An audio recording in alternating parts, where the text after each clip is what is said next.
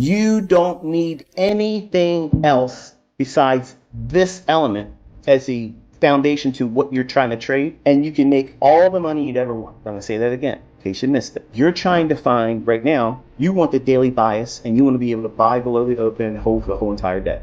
But are you really doing those things when you try to trade? No. As soon as you get 10 handles or 10 pips or whatever, you start struggling with holding on to the trade. You're paranoid that that winning trade that you just found out just fell into your lap.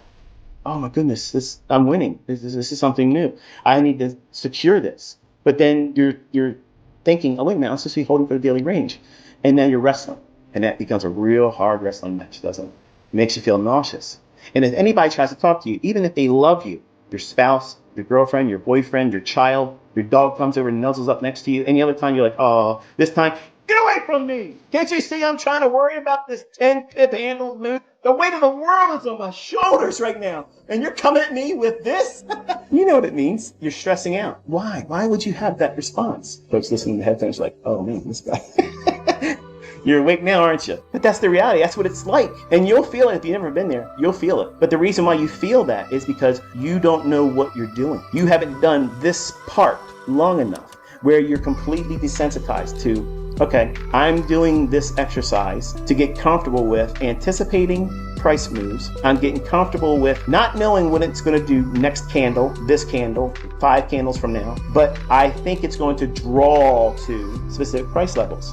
Where would you feel confident? This is the part that a lot of my students skip over. They don't do any work with this part of it. They ignore it. They assume that it has no bearing on them. It doesn't have any basis or placement in them, okay? Because they want some kind of gimmicky little 1, 2, 3, get me in the trade. Where's my stop supposed to be? I only want a one-handle stop loss like ICT. I want to be able to do everything perfect right from step 1. I don't want to have any adversities. That's not realistic because you're going to have a whole lot of adversities.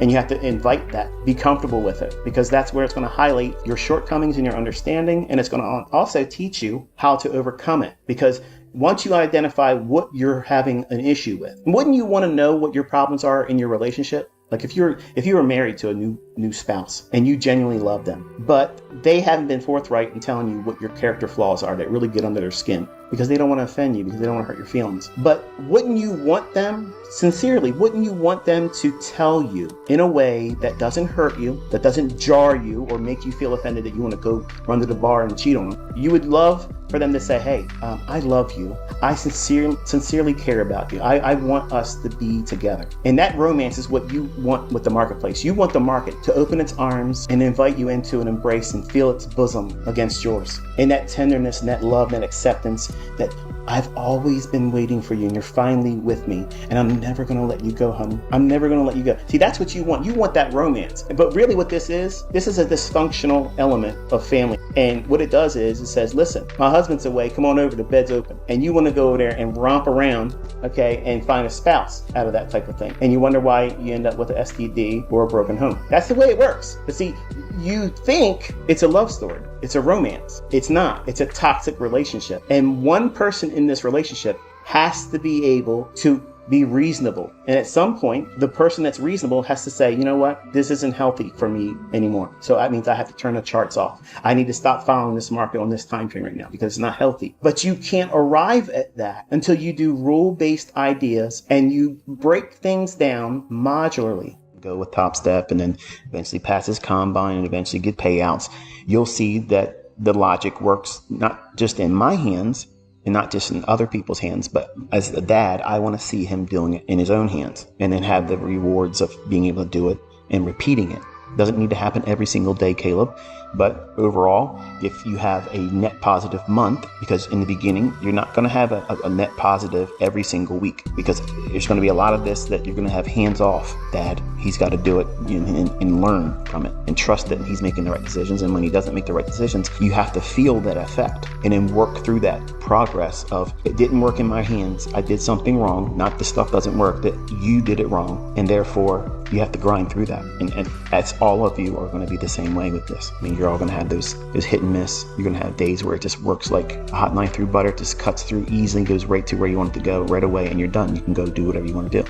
Other days, you're going to have to really work for it. And I have learned over 30 plus years, the days that you really have to work for it, it's better for you to get out of the trade that you're in. If you're having a whole lot of mental capital spent on the outcome of the trade and you're just worrying about it being right in your favor, it's actually a better exercise for you to develop discipline just to close the trade, turn the charts off, and go do something else. Because what you're doing is you're burning mental capital. You're worrying and stressing. And what you're doing also is you're triggering all of these stress hormones in your body. And I wore myself down as a young man doing that. If you spend every single day of the week, and for some of you, many hours each day, obsessing and worrying about what the market's going to do and really not knowing what to do or how to behave when it does certain things and signaling to you that, okay, it's done. Be content with it. If you don't adopt those protocols, you're going to stress yourself out. And here's the thing. I have met tons of people that are profitable, but they're absolutely unhealthy and unhappy because they're constantly trying to get more than what they need. I've seen many people go out there and do exceedingly well intraday, and they go in again and they take another trade because it isn't good enough for them. They want to make more. And I'm trying to teach you to have a mindset where if you go out there and you do something once a day and you get the experience from it, if it's positive, wonderful. If it's not positive, now you have an opportunity to study what you didn't do right or what you didn't observe correctly. Those are the two perspectives to hold. Not that, this stuff doesn't work or they did it to you, but you'll get to this point where you know exactly what you're doing, when you're going to do it, and when you don't want to do it. And you're not going to have any regret when you do or don't, because you're content. Being content as a trader is such an elusive thing. And you think making lots of money should equate to being content, and it won't. It won't be like that.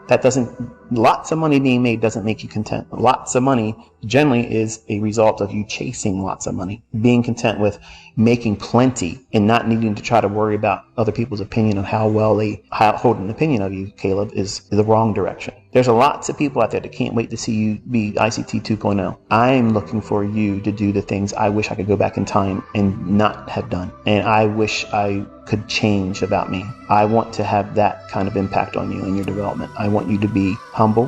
When you make a lot of money, call no attention to it. Call no attention to it, because other people in their learning, they're going to be inspired by that, but there's a whole lot of other individuals that are going to see you and they're going to hate you because they're not going to learn it as fast as you might learn it. Or if you take longer, because it could happen, if you struggle a little bit longer than both of us think it's going to take for you to do this, that's going to be a reassurance to some of them. And they're going to be like, I'm glad that he didn't go right into this. I want you initially to say where you thought it was going to happen and it happened, and I want you to share how it felt. And then we're going to move away from that happy, good, feel good, warm, fuzzy stuff. Because that needs to be outside of your trading. The deep anxiety and fear and worry, that can't be part of it. And the elation of just being high and you can't do anything wrong, you got to keep that out of it too. But in the beginning, you want that more than anything, because that means it's successful. That means that you're doing everything right. And I'm telling you, it's normal for you to feel that, but you can't have that as a steady diet, because it will constantly be the goal. And that's not the goal. The goal is to be indifferent. When you can get up and say,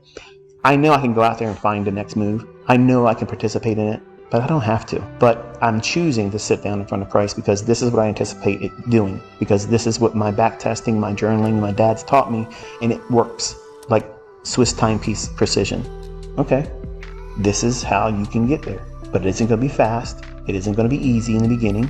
But once you understand these rules, once you understand what it is that you're trying to replicate every time you do this, you're going to see it's the same stuff. And some days you'll think you see it a certain way and it won't pan out that way. And the outcome will be adverse. It won't be a good thing. But it doesn't mean it changes anything. It doesn't mean no longer works or you're not going to be successful. It just means, okay, stop. If you have one bad result and you're limited to only one exposure to the outcome, good or bad, for that day, and you stop, you can't be mad. You never are going to have an anxiety attack. You're never going to be panicked about getting it back right away, because this is the normal procedure. If I take a losing trade, I have to stop. That prevents you from going into tilt. That prevents you from getting greedy. It prevents you from being fearful of not knowing what to do because you feel like you got to get it back, and you try it again, you lost again. Now you made a little loss, now bigger. You'll never want to overtrade. You'll never need to over leverage.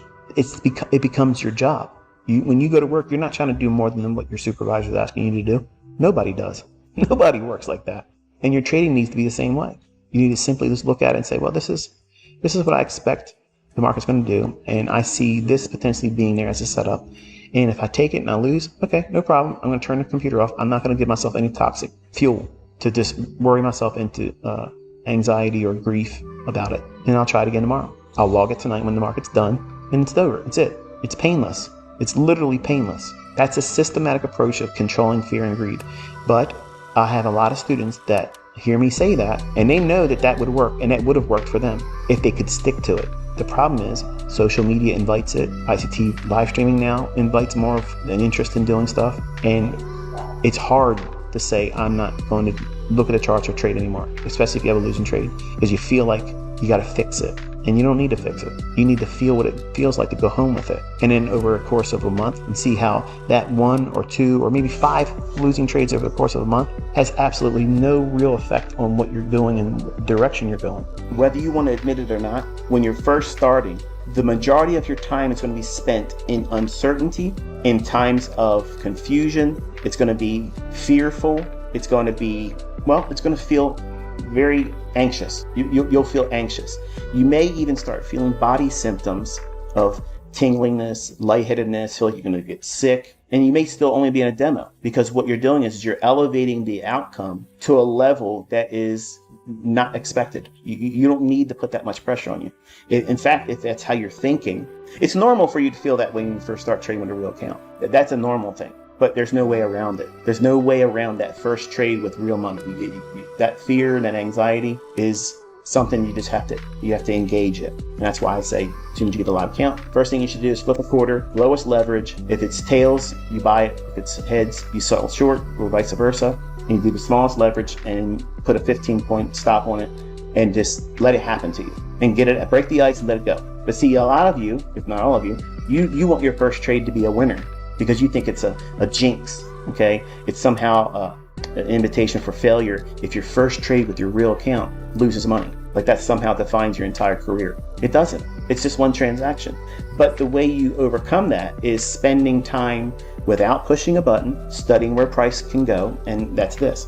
This is always, absolutely, without fail, it's never not going to do it. It's always, every single effing day, it's going to do this very thing. It's going to do it. It's going to absolutely do it, because there is an algorithm, and it does this to spur on emotional interest or tangible orders that are actually sitting out there. Real orders that are sitting above and below or inside of inefficiencies where the market needs to offer fair value to the marketplace.